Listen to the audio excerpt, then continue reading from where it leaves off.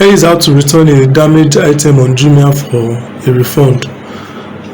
So once you have opened the app and logged into your account, tap on the account at the bottom navigation bar and select on orders.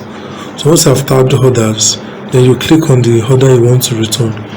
Then you tap a request a return. You tap on request a return.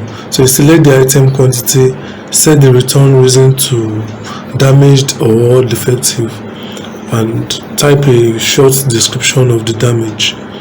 So select your preferred refund method, such as a voucher or a direct bank transfer, and tap into next. Choose how you want to hand over the item. Either select doorstep pickup or drop off at a nearby Jumia station. Review your return summary to confirm everything is accurate, then tap on submit. Once Jumia verifies the item upon collection, your refund will be processed promptly. Thank you for watching and have a great day.